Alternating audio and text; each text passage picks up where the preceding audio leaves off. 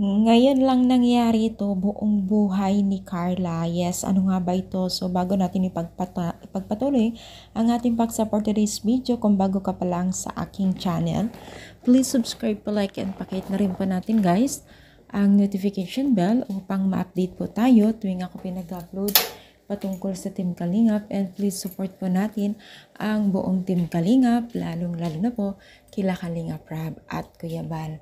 So alam niyo ba guys na itong si Carla ay ngayon lang din po nangyari sa buong buhay niya ito, no?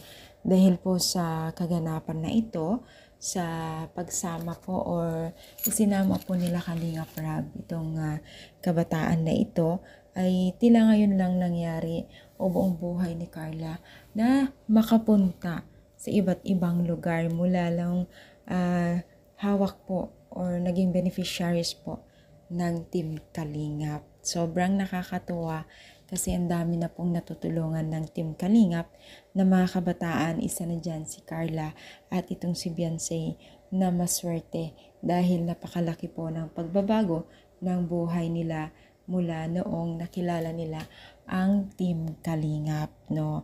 So, I think namimiss din ng kanyang mga magulang ito, no? Kasi unang-una, mahal na mahal nila itong si Carla, itong dalawang mama at papa niya, no? So, I think miss na miss nila, no? So, sana nga si Carla, umaasa tayo na hindi magbabago. At ganoon na rin tong si Beyonce dahil napakalaking tulong po ang kanilang gawain o maging magandang imahe, no? So, anong masasabi niyo dito? Masaya ba kayo para kay Carla at Beyonce? Comment